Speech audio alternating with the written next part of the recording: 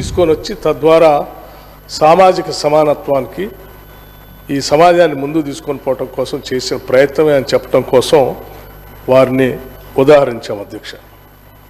అట్లాగే మీరు వారిని ఉదాహరించారు, అసలు ఏ రకంగా దీనికి దానికి సంబంధం ఏంది అని అడిగినప్పుడు కూడా మా అందరి ఆలోచన ఏంటో దాని ద్వారా చెప్పడం కోసమే మా ప్రయత్నం అంతా చేసాం అధ్యక్ష. అట్లాగే ఇంకోటి, మార్టిన్ లూథర్ కింగ్ గారి గురించి కూడా మీరు మెన్షన్ చేశారు, దానికి దీనికి ఏంటి సంబంధం అని కూడా అన్నట్టుగా ఉంది అధ్యక్ష. నేను దాంట్లో కూడా మార్టిన్ లూథర్ కింగ్ గారిని కూడా ఎందుకు మెన్షన్ చేశామంటే, ఈ అసమానతలను తొలగించడం కోసం ప్రగతిశీల భావాలు కలిగినటువంటి ప్రజాస్వామ్య ప్రభుత్వాలు ఆలోచన చేసి సమాజాన్ని ముందుకు తీసుకొని పోవాలనేది ఒక ప్రధానమైనటువంటి ఆలోచన. వారి ఆలోచన ఆ రకంగా ఉంది కాబట్టి దాన్ని మాకు స్ఫూర్తిగా తీసుకొని మేము తయారు చేసి బడ్జెట్లో ప్రతి రూపాయి కూడా ఆ రకమైనటువంటి సమాజ నిర్మాణానికి ఉపయోగపడాలని ఆలోచనతో చేశాం.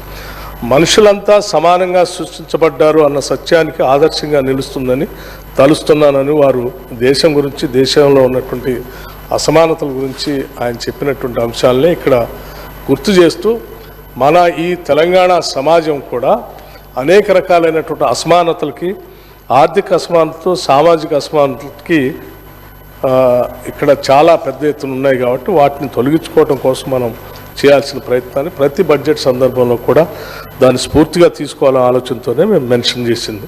సో తప్పనిసరిగా మేము ఇక్కడ తయారు చేసిన ఈ బడ్జెట్, అందించినటువంటి ఈ బడ్జెట్ పూర్తి స్థాయిలో సాధ్యమైనంత మేరకు మా ప్రయత్నం అంతా చేసాం అధ్యక్ష.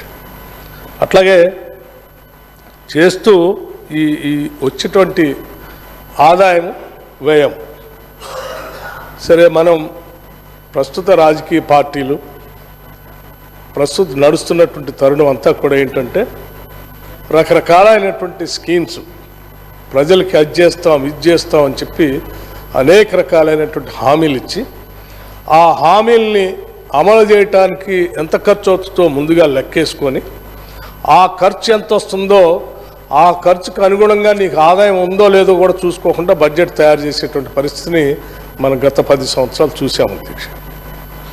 అలా చేయటం వల్ల పెద్ద ఎత్తున ఈ బడ్జెట్లో తయారు చేసినటువంటి అనేక స్కీములకి రావాల్సిన నిధులు అందకపోవటం వల్ల ఆయా వర్గాలు బడ్జెట్లో నిధులైతే కేటాయించారు కానీ దాని నిధులు రిలీజ్ కానీ ఆ రిలీజ్తో వారు పొందాల్సినటువంటి ఉపశమనం కానీ పొందలేకపోయారని చెప్పడం కోసమే మేము చాలా సందర్భాల్లో ఉన్న వాస్తవ బడ్జెట్ని తీసుకొని రావాలని గతంలో కూడా మాట్లాడాం. నేను గతంలో ప్రతిపక్షంలో కూర్చున్నప్పుడు కూడా ప్రతి బడ్జెట్ సమావేశంలో బడ్జెట్ మీరు వేసే అంచనాకి, ఖర్చు పెట్టేదానికి చాలా పెద్ద ఎత్తున వ్యత్యాసం ఉంది.